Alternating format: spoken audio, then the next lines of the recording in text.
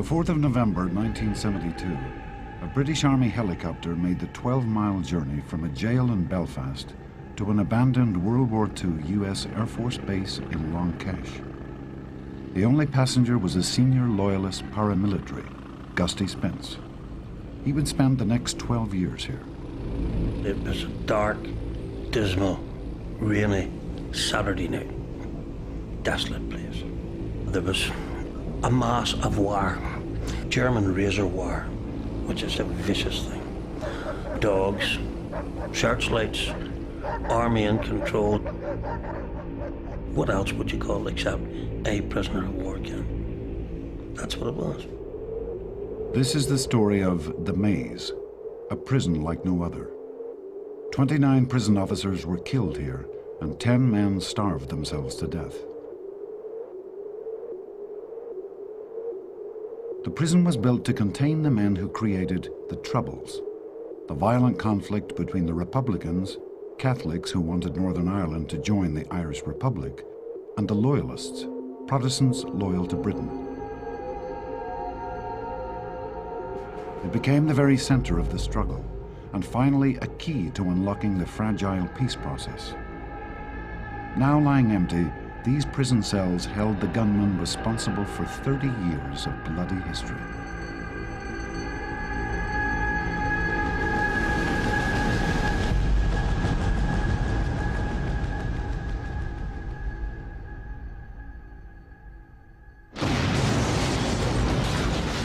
In the early 1970s, Northern Ireland was in turmoil. There was open violence on the streets. The Conservative government in London had introduced imprisonment without trial to combat unrest. There was a real battlefield going on here. And when I think back now, it frightens the life out of me, what went on then. At that stage, I mean, as far as I was concerned, if they can plant a bomb in the Shankill and kill 4 people, I was prepared to plant a bomb in the Falls and kill 8. Convictions for terrorist offences were growing. Among those arrested was the IRA, the Irish Republican Army leader in Belfast, Brendan Hughes.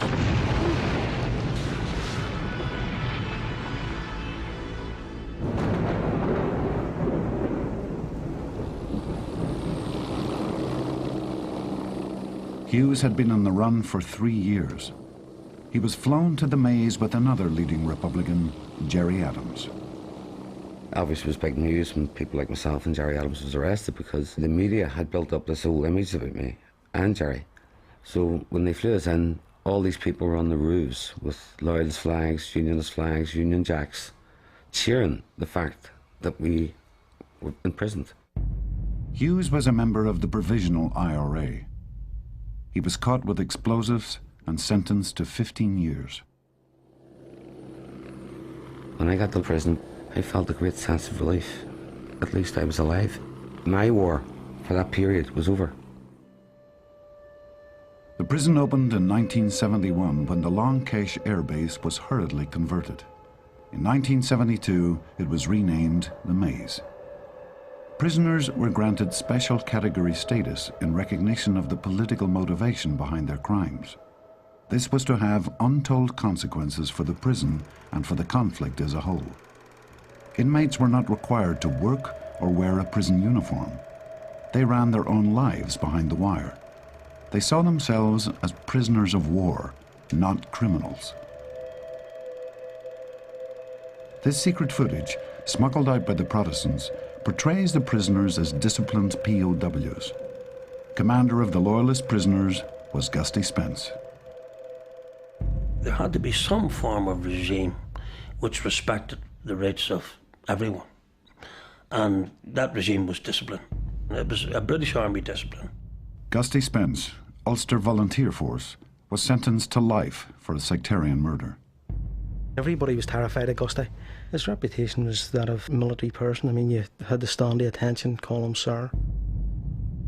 Gusty looked at it in terms of us being young men that had volunteered as soldiers and treated as soldiers. 8 o'clock in the morning, it would have been Reveille. After Reveille, it was either a 3 or 5 mile run, depending on the weather. Following that, it would have been showers and muster parade at 10 o'clock. Muster parade every morning, except Sunday. Be brave, my darling, don't give up the fight, and think of all your... A relatively ordered life inside the prison was in sharp contrast to the chaos engulfing much of Northern Ireland. In 1972 alone, there was Bloody Sunday in Derry, an IRA bombing campaign in central Belfast, sectarian attacks and street riots. 496 people were killed. On the streets, we were killing each other. But once we were in the prison, there was a common adversary. There was also a common goal: escape. The most important person in the cage was the escapes officer. And if you come up with an idea, you had to go to the committee. Just think of Holditz. We had the same structure. It's one thing we had to thank the British for. How do you escape? Well, we have found a considerable number of tools of the various natures, which one could certainly say were not going to be used for hobby making or making models of any kind. I understand you found 2 small tunnels as well. Yes. I wouldn't say tunnels, no, 2 holes. One was an actual hole and one was the start of a hole only. There's all sorts of underground tunnels and so forth. We were constantly digging tunnels, constantly. Tunnels are very, very dangerous things. And one of these tunnels were being built, the water seeped in. And I remember a fella coming to me at 2 o'clock in the morning, and sir, he says, there's very strange noises down this tunnel. He says, it's probably water, maybe a bit of rat, I don't know. So I went down anyhow, and you had to go down in your underclothes. And sure enough, there was strange noises.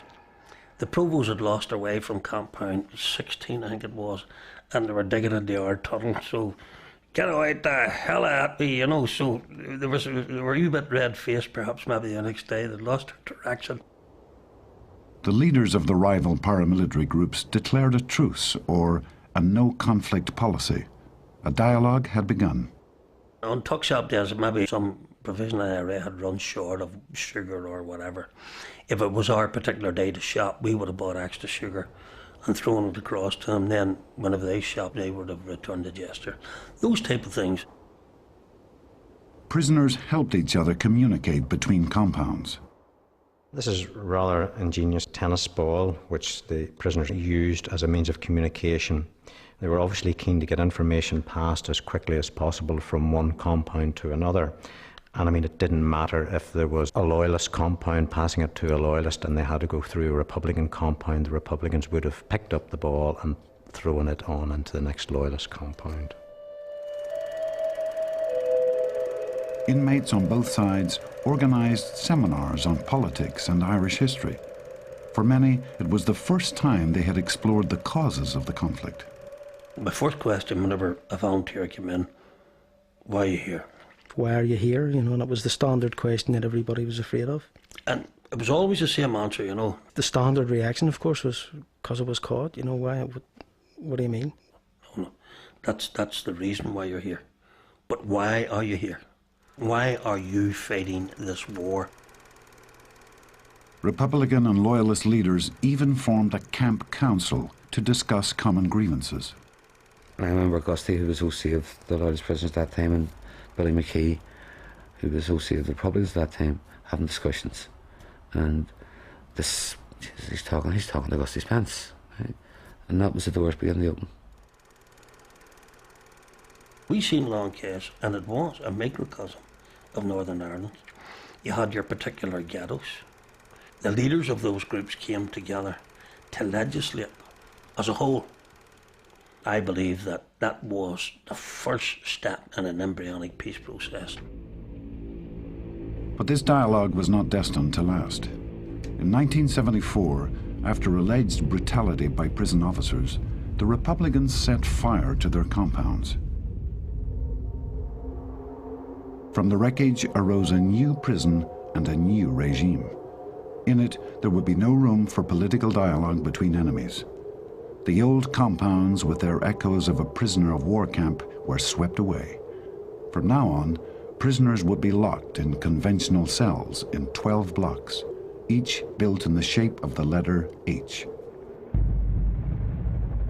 Living conditions in the new part of the maze are a great improvement on the old hutted compounds, and the majority of the prisoners in the H blocks have always conformed to the prison rules. We all got our postings to whatever station we were going to. And the first thing I was told was, well, anything you've learned, forget it. This is the maze you're in, and it works its own unique way. It's a formidable structure. It's like a fortress. And you go through this array of concrete and wire and barbed wire and fences and security controls. That is only to get in through the front wall and in through the front gate. Brandon Bick McFarland, provisional IRA, received a life sentence for a 1975 bomb attack that killed 6 Protestants. In London, the Labour government wanted to take the politics out of the prison. On March the 1st, 1976, special category status was withdrawn. From now on, everyone convicted of terrorist offences would be regarded as an ordinary criminal. The prison regime was transformed overnight. They had us locked up, and they had control, and they loved it. Hughes 704, that was my number, Hughes 704. That's how they flaunted it. They gave me a number, and I wasn't Brenton Hughes anymore. The reality is that they weren't ordinary prisoners. The reality is these are people who are in because of a cause. Now, you can say that's political, you can say it's terrorism, you can say it's patriotism. Depends which side of the fence you're looking from. They were trying to run it like a proper British prison, when it wasn't a proper British prison. The flashpoint came in late 1976 when Paddy Quinn, an IRA prisoner, was ordered to put on a prison uniform. He refused. It was the beginning of what became known as the blanket protest. They told me to strip naked and give me a towel, put the towel around me, marched me to the cell, and was on the blanket. There is nothing as degrading as to strip a person, male or female, and leave them there. I don't even have to beat them. Just look at them and degrade them with your eyes. These people became perfectionists at this. Prisoners refusing to wear a uniform forfeited all privileges and were locked in their cells 24 hours a day, wearing only their prison blanket.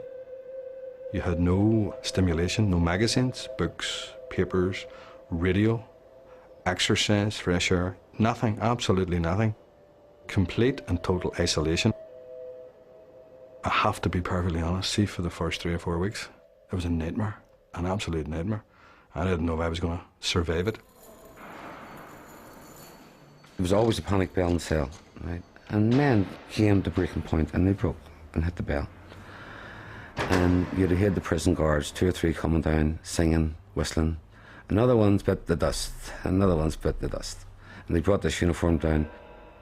Initially, that man got abuse from his comrades until after a period, it began to register in most people that he could be next. Show your solidarity with the men in H block only dressed as a blanket by joining this parade.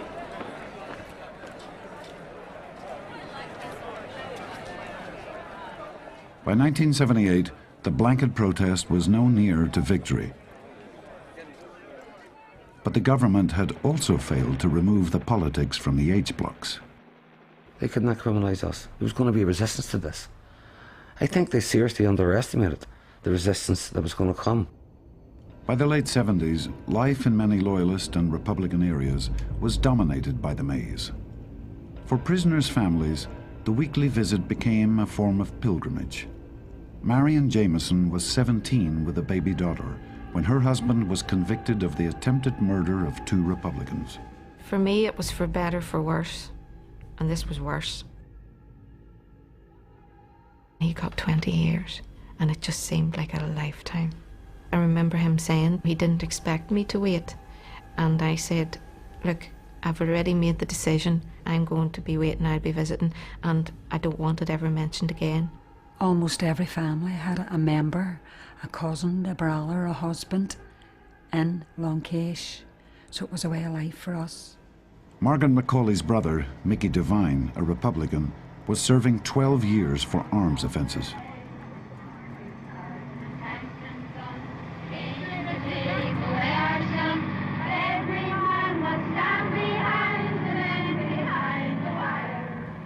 wasn't a nice place to bring children, and I didn't like having to bring her down there. But it was the only way that she was going to see her dad, and to go through the search as well, when even they would search her. They would even have felt the nappy and checked that you weren't trying to smuggle things in. Many visits had an ulterior motive: smuggling. There was a two-way traffic in messages written on cigarette papers, as well as more threatening objects. Platform shoes, which would have been the height of fashion in the 70s, provided prisoners and their visitors with areas to conceal more sinister items. The blanket protesters realized the value of contact with the outside. To take visits, they had to put on the prison uniform, but first they would modify their trousers. All the trousers, the uniforms that they wore, were all ripped at the rear end, so that for access. The woman would have passed it across the table quickly. The man would have grabbed, the prisoner would have grabbed it and stepped between his legs like that, and eventually just work it up the back passage. I remember one visit. It was a girl from Belfast. She had a radio for me. The radio was a little medicine bottle and a crystal inside it. They used to do miniature Republican newses for us. Didn't she have this wrapped around the radio? And the thing ended up, it was about that size, and I had to take this back on the visit. The visit wasn't too bad, but getting it back out again was excruciating, to say the least. The prison authorities responded with extreme search methods. The mirror search was because prisoners were coming back from visits with stuff up the rectum. I say, I'm not sticking my finger up somebody's ass, put it that way. We were asked to stand over a mirror and squat. They tell you, take your towel off, take your towel over the mirror, you wouldn't go over it. There'd be about maybe 4 screws there. Grab a hold of you, drag you over the mirror. A prison officer would have to put a knee in behind his knee and exert a pressure down. Member of staff shone the torch onto the mirror and could see. We called that man the stargazer, for obvious reasons. Very humiliating for me as a person. I'm sure it was probably a lot more humiliating for them. But the reality is, the environment that we lived in, we existed in, anything could be brought in. The British government has consistently refuted allegations of prisoners being assaulted by warders in H-blocks. But intimate body searching is carried out for security reasons. Antagonism between prison officers and protesting prisoners escalated. Going down a wing with 50 people who all had the potential to kill you is not an easy job. I've seen staff got a face full of boiling tea from one of these prisoners, because we used to feed these prisoners. We used to go to the door, give it to them, and give them the mug of tea, and they would throw it in your face. Right, that's no problem. That prisoner had to be restrained and put into the cell block. If that's the case, yes, we would go in and restrain that prisoner. What we used was tactics that we were taught to use. It was not brutality. If I had had a weapon in Long Cache at that period, I would have no problem shooting these people. The blanket protest had failed to win concessions within the prison. The authorities now increased the pressure. They ordered prisoners to wear uniforms before leaving their cells to go to take a shower or use the lavatory. We're saying, no, we're not doing that. So chamber pots were overflowing in cells, so there was urine spilt all over the floors, and the only way to get rid of it was toss it out the window. When they put it out the windows, they came around and they blocked up the windows. So then they started pushing it out the door, and they came up with a squeegee and pushed it back in again. The disposal of human waste now became both a symbolic act and the actual weapon of protest. At the beginning, the people just kept their waste in the corner, and then people were saying, look, that's going to smell. They kill the sort of smell in the cell. The best way to do it was to spread it around the wall. So it was like, if you like, it was a decision that was born out of necessity. Raymond McCartney, Director of Operations, Provisional IRA, Derry Brigade, sentenced to life for the murder of 2 Protestants. You walked in at the start, you would smell it, but after a couple of weeks you didn't bother you. It wasn't the first time I stood there, had a cup of tea and a sandwich in the cell.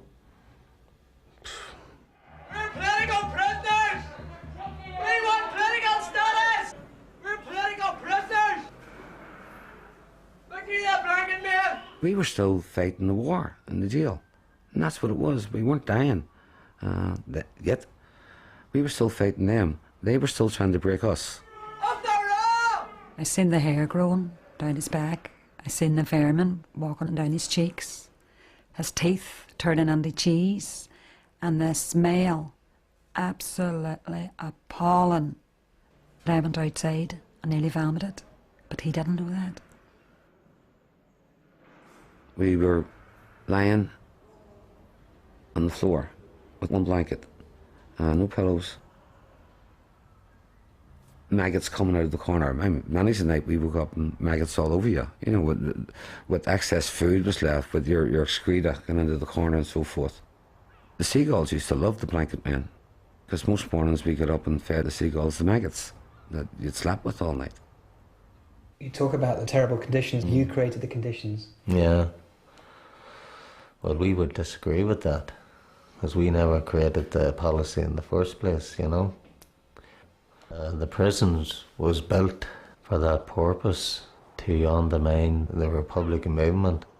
We had to get our message across why these things happened. But their suffering was failing to win the wider political support they needed. In June 1980, after investigating the situation in the maze, the European Commission of Human Rights concluded that the IRA prisoners had no grounds whatever for claiming special political status, and that their filthy conditions were all self-imposed by the prisoners themselves. By late 1980, there were almost 500 men on the protest. The Catholic Church sought to break the stalemate, and Cardinal O'Fee made a visit. I was hardly able to speak because I was afraid of vomiting dirt around the walls and excreta and rotten food and so on, and slops emptied, thrown around the place. It was a horrible state of affairs. But Mrs. Thatcher was in no mood to compromise.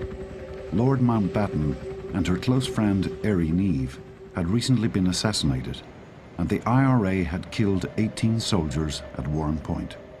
There can be no such thing as political status. If ever you were to call a crime a political crime, you would be putting the lives, all of the people, at stake. Murder, maiming, bombing, violence are crimes. They're crimes against humanity. After 4 years, the dirty protesters had nowhere to go. Their protest had failed. The prison authorities ordered the forced cleaning of the cells and the prison. But if the British government thought this would break Republican resistance, they were mistaken. IRA commander Brendan Hughes decided to escalate the confrontation. I remember Brendan Hughes getting up to the door, and he told us, anybody thinking about hunger strike, he says, this isn't for fun. He says, hunger strike is a terrifying experience. I warned everyone that someone's going to die. We may all die in this hunger strike. Be prepared for it. Don't put your name forward unless you're prepared to die. We believed that the support was there, and we could break Thatcher on this.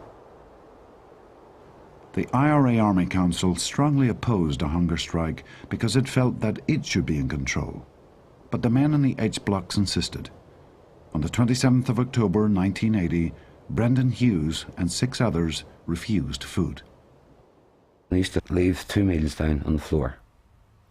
Breakfast time, dinner time, supper time.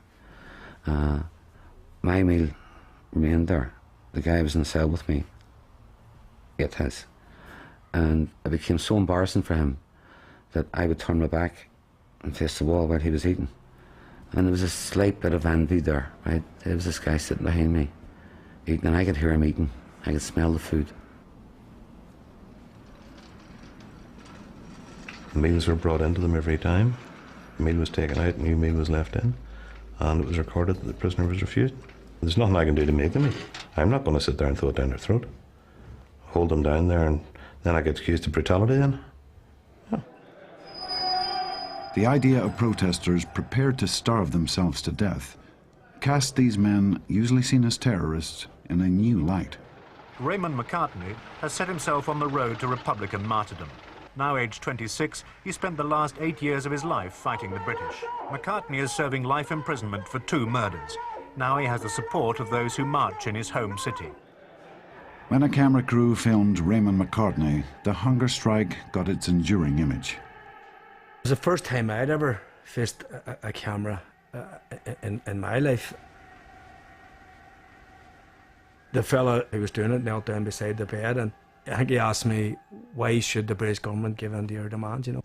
We and my 6 comrades are prepared to go through with this, and we are prepared to die to prove that we are special prisoners and our 5 basic demands are just.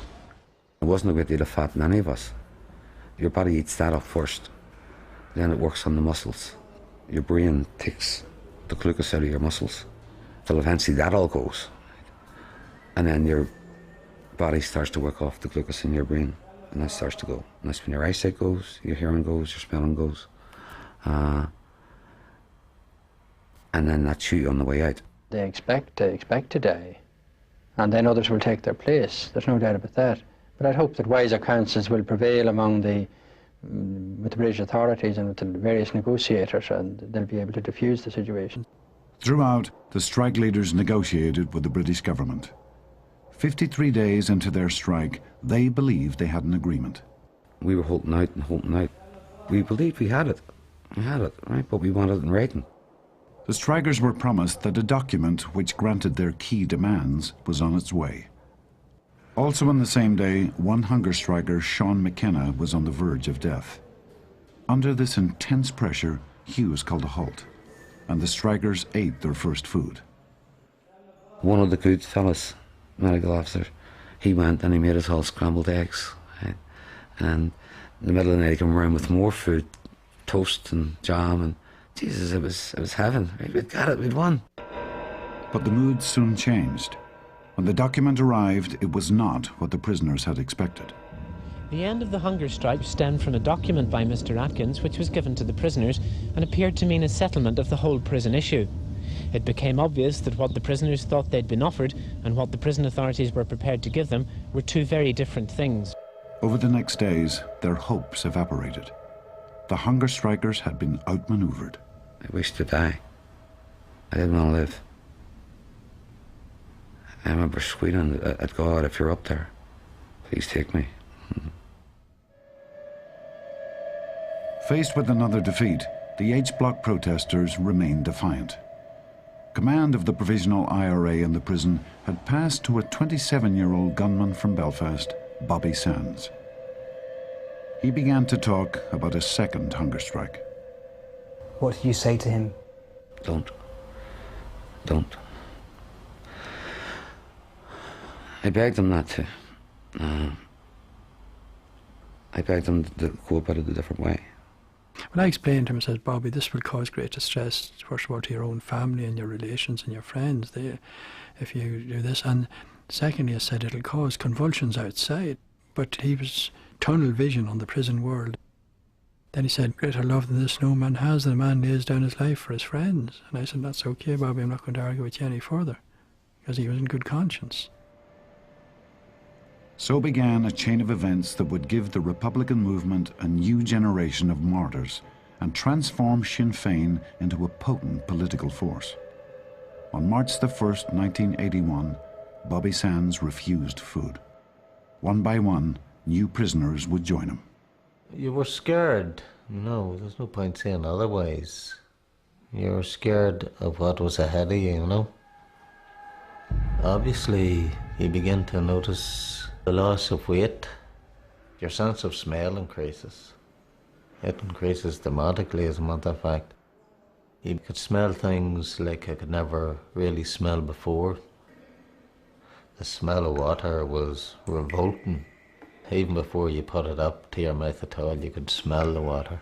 You know, you were heaving nearly before you drank it. Start throwing up green bile, you know. As the first hunger strikers grew weaker, the government remained unmoved. What happens when one of them dies?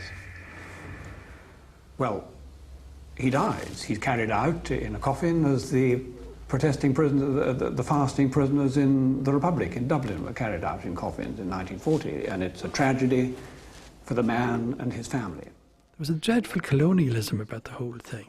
Colonialism, we know better than you. Even though some of them never were in Ireland till they arrived the night before. They'd come in and listen to you, they knew better. It was a disastrous non-communication between the British mind and the Irish mind. There are signs that the provisionals may be scoring points in the propaganda war to influence Irish-American public opinion. The strike was now world news, and international coverage was increasingly sympathetic. I say that they should give them what they want, their 5 demands. That's how I think of it, and it's a load of nonsense what Maggie Thatcher's doing about it. 2 months into the strike, a member of the British Parliament representing Northern Ireland died. Bobby Sands was nominated to run in the resulting election. Catholics who felt sympathy for him and the other hunger strikers could elect Sands. For the first time, the IRA chose a political process over violence. By this stage, there had been smuggled crystal set radios in some of the wings. The word was sent over that when the result comes through, if it's a victory, there should be no roaring and shouting or squealing or whatever. Sands, Bobby, anti-H block, political prisoner, 30,000. Yeah! I declare that Bobby Sands has been duly elected to serve as a member for the South constituency. I remember jumping down from my bed and jumping up and down, not making no noise. It was all silent screaming, if you like, you know. And I just thought, I mean, no doubt now looking back at it a bit naively, but we felt here it is, no MP, you know. They're not going to let this happen. They're not going to allow Bobby to die. I just hoped that being elected MP would save his life and save everybody else's life. My main feeling then was, Jesus, we may have done it here. He may have done it. And feeling real pangs of joy and happiness. But I mean, that didn't last long. There can be no question of political status for someone who is serving a sentence for crime. Crime is crime is crime. It is not political, it is crime. 3 weeks after his election, Bobby Sands, hunger striker and Member of Parliament, fell into a coma. My son's dying, and I would like to appeal to the people for to remain calm and to have no fighting or cause no death or destruction. My son has offered his life for better conditions in prison, but not to cause further death outside. That's all I can say. How is he today? He's dying. The Northern Ireland office in the last hour has issued a terse one-line statement. Mr. Robert Sands, a prisoner in the Maze prison, died today at 1:17. He took his own life by refusing food and medical intervention for 66 days. I remember sitting in the cell and Father Toner, who was the chaplain at the time, the cell door open and seeing Toner's face, and I knew right away Bobby was dead. He didn't have to say a word, he just put his arms around me and never said nothing. Bobby Sands has filled the death columns of the nationalist Irish news, and today in West Belfast, his funeral was no ordinary Republican event. For the IRA, this was a major test of Catholic sympathy for the hunger strikers, and for the world's press, a carefully stage-managed affair. More than 1,000 people marched in front of the British consulate. They carried a coffin draped in the Irish flag and chanted anti-British slogans. Demonstrators burned a figure of British Prime Minister Margaret Thatcher. Mrs. Thatcher, she thought she was winning and she was losing. It was the biggest loss. Politically, she was losing. And she built up Sinn Féin to be a very powerful political party simply by her intransigence. Within days, a second hunger striker, Francis Hughes, had died. So began a ritual of deaths, mass funerals and rioting on the street. You would have heard the band lads going first. And obviously he jumped out of bed. That's another one dead. When the rioting started, you'd have heard a couple of shots, maybe here and there. Murder down the town. Inside and outside the prison, the death toll mounted. 4 prisoners have taken their own lives deliberately. I do not know of any religious leader or politician who is urging me to give political status. Not one. 6 hunger strikers have starved themselves to death over the past 3 months, and 2 more will probably die this week. Margaret Thatcher made a horrific mistake in the hunger strike. The Loyalist paramilitaries were aware that the Republicans were gaining a political edge. That was self-sacrifice, those guys. You know, it's a bad death. I know about death, so, you know, systematically starving yourself to death is a terrible way to go. But they believed in what they were doing, so yes, Republicans sort of grabbed the limelight. In the maze, Loyalist prisoners could only look on. If one faction embarked on a particular form of protest, then the other one couldn't engage in it, because that would be seen as supporting the other. Propaganda-wise, Loyalists within the prison, they were nowhere, they were light years behind.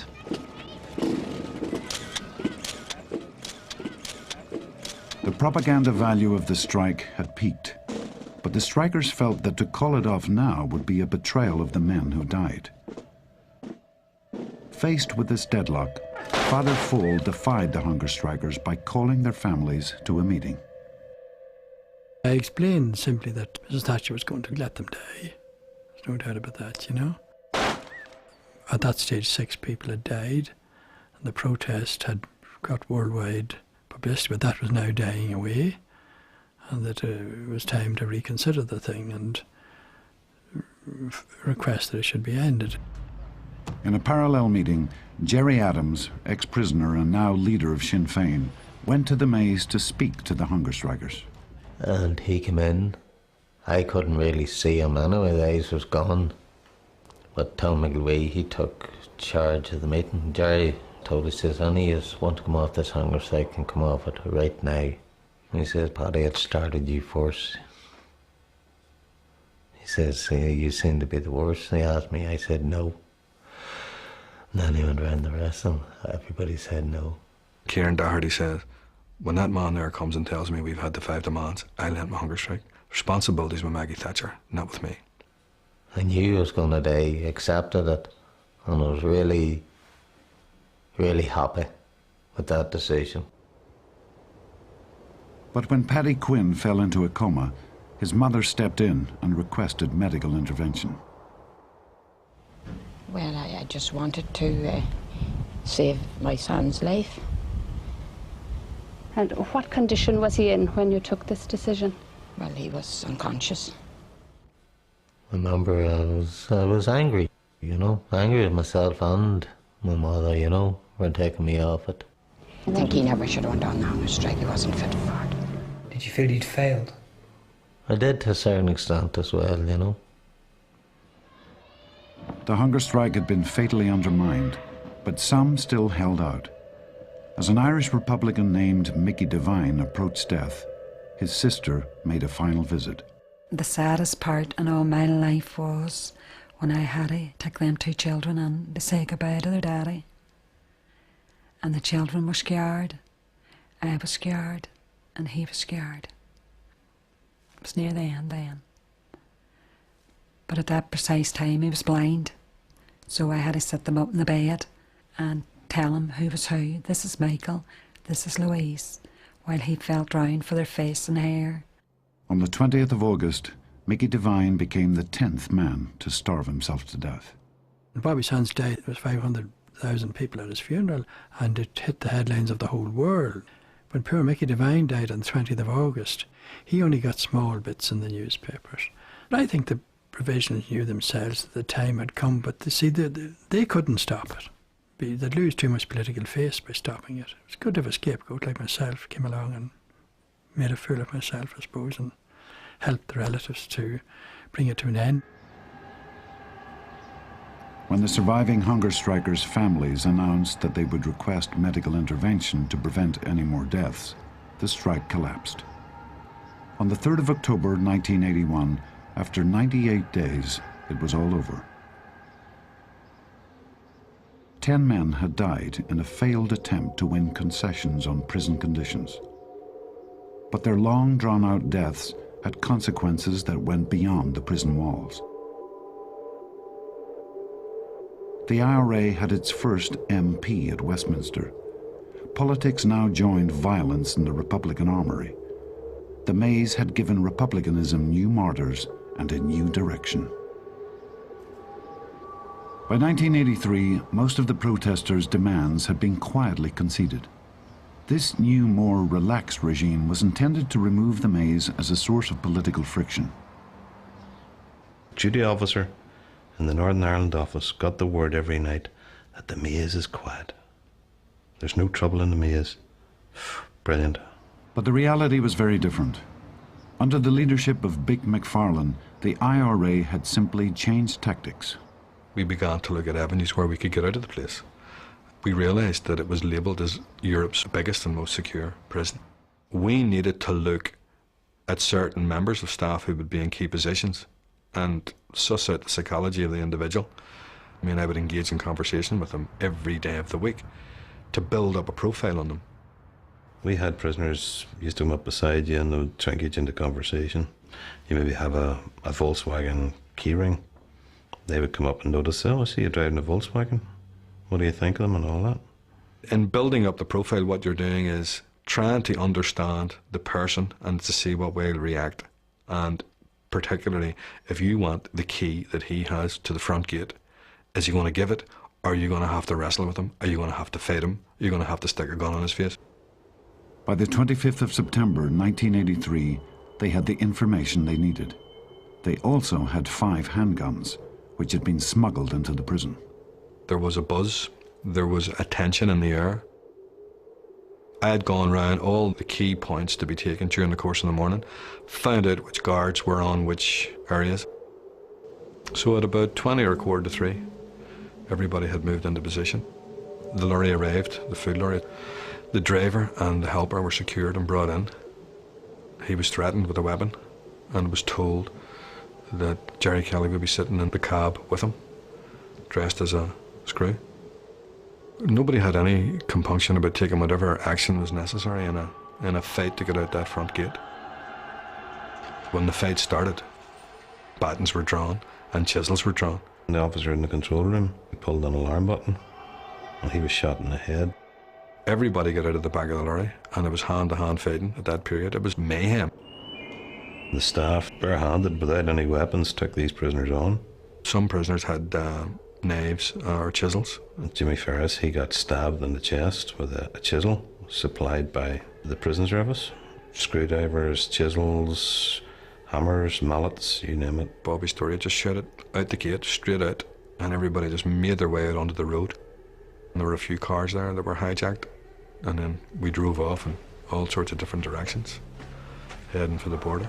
Last evening's escape was the biggest ever in the history of the British Peace. Sinn Féin said today that there was jubilation in nationalist areas because of the escape. 1 prison officer died. 38 prisoners escaped, including Bick McFarlane, who remained on the run for 3 years. Although 19 were quickly recaptured, the escape was a propaganda triumph. The official report into the escape pins much of the blame on complacency among prison staff, who had felt they had been made into scapegoats. There was a lot of people turned to the ultimate suicide. I was just sitting here thinking I could probably name you about 15 members of staff off the top of my head. 29 prison staff were killed. Most of the officers serving here were Protestant. They grew up in the same streets as the loyalist gunmen imprisoned in the maze. But the 2 groups gave each other little ground. Michael Stone was a hitman who had already murdered 3 people in the name of the loyalist cause.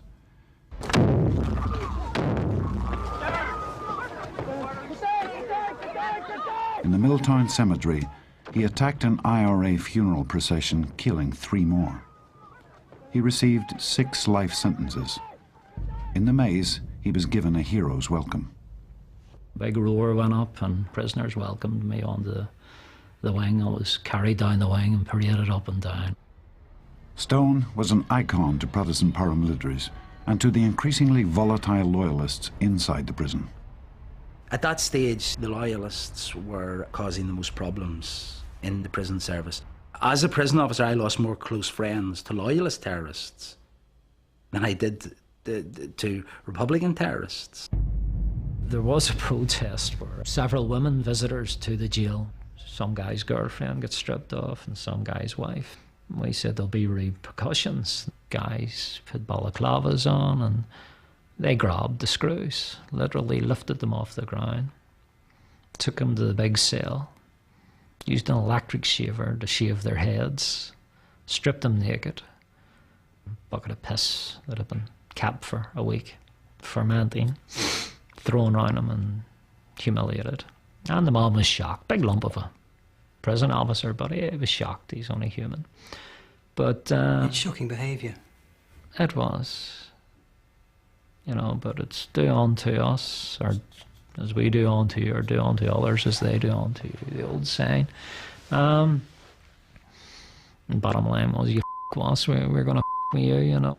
At the heart of the maze lies a paradox. Violence was the reason for its existence. But it was also in the maze that gunmen on both sides of the conflict began to consider politics rather than violence as a way of achieving their aims. Despite all that happened in the prison, it was still a force for moderation, because here were people who were living together. But more importantly, we were beginning to explore political alternatives to the violence. We had seminars, you know, on the politics of it all. Know your enemy, you know. We'll tell you more about Michael Collins, and, you know, it was highbrow. Longcash became a university of learning, because people who didn't have the opportunity on the outside certainly got the opportunity on the inside. It politicised me more. Years ago, I couldn't look at the likes of Adams or McGuinness on television. I now accept those people have political mandates. Throughout the early 90s, Gerry Adams and Martin McGuinness were pushing the IRA towards a political solution. The decisive moment came in August 1994. The IRA has said that it will end its campaign of violence in just 2 hours from now. Political leaders have been poring over its wording. The Prime Minister says he's encouraged. Unionists remain suspicious. The IRA move put the spotlight on the loyalist prisoners. Their leadership outside wanted to join the ceasefire, but couldn't do so without their prisoners' support. We actually had a secret ballot on the wings on whether you wanted to back a ceasefire. It was a secret ballot because they'd all looked at me for, well, not leadership, but we're backing Stoner, whatever he thinks. Right or wrong, we'll back him. Ladies and gentlemen, this is 80% of the inmates backed a ceasefire. It was announced by the former loyalist leader in the maze, Gusty Spence. Offered to the loved ones of all innocent victims over the past 25 years, abject and true remorse. Their leaders outside may have spoken about remorse and peace, but inside the maze, the loyalists were less, not more peaceful. I started the bonfires. I built the biggest bonfire going in that jail, and it was still burning the next day. Stone and his fellow loyalists knew that with the peace process making slow progress, the authorities dare not confront them. Normal prison discipline had been sacrificed for the chance of peace. These prisoners decided to have bonfires. Oh, well, let them burn a couple of grand's worth of equipment, or bedding and furniture and all the rest of it. It keeps them quiet. The lunatics ran the asylum. In late 1997, these same men found themselves once more the focus of the stalling storm and peace talks. Among loyalist prisoners, confidence was low and suspicion high. Then, in the maze itself, loyalist leader Billy Wright was assassinated. Loyalist prisoners were on the brink of revolt. It was feared they would order a return to war.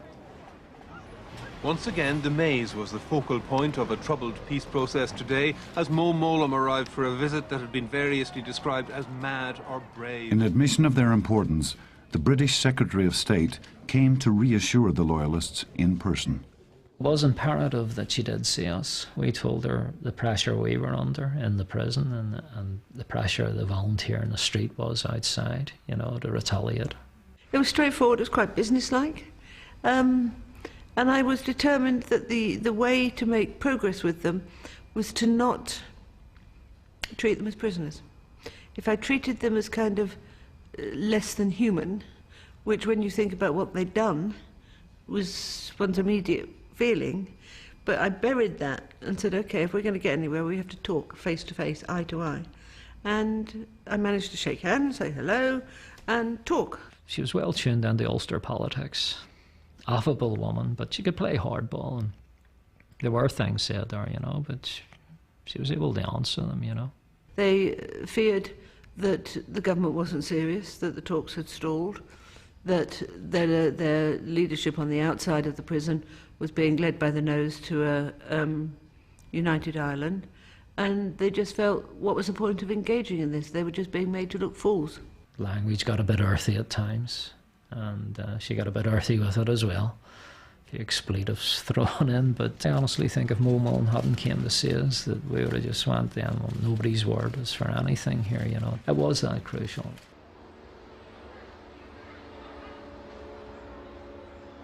The peace process survived, but one price was the early release of the Mays prisoners. Both Republicans and Loyalists saw this as central to any peace agreement.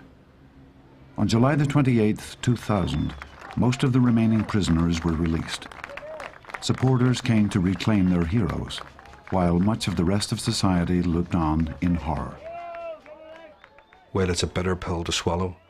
This is part and parcel of putting this society to rest here, putting this society at peace and developing for the future. It would have been difficult for somebody that lost a relative watching prisoners coming out, and I think you need to be conscious of that. No particular section had a monopoly on the suffering within the conflict, and I think that needs to get across. Once we have achieved that, we're on the road to healing the sickness in our society. But that might prove optimistic in a society that has suffered 30 years of violence. And what do you say to the people who say your release is too high a price to pay for peace? I would say you could be right. Michael Stone was released around 10 to 11, having completed just over 12 years of his life sentence for 6 murders. It was said to me by a politician on release of all prisoners that it isn't just the IRA, the unionist community are frightened of. You know, he says, Michael, the middle class unionist community are terrified of you. And that sort of shocked me. Returning 340 convicted paramilitaries to a troubled society is a risk. Many have not renounced violence, and the mere presence of others may provoke further conflict. People have said to me, "Ever whack you, Michael? We're going back to war." And I can't say anything about that, you know, because I was involved in retaliatory violence. The peace in Northern Ireland is conditional at best. Ex-prisoners have already been involved in violence and intimidation. Loyalist leader Johnny Adair has been rearrested. The double-edged influence of the Mays is far from over, both for the society that created it and the men who spent their lives within its walls.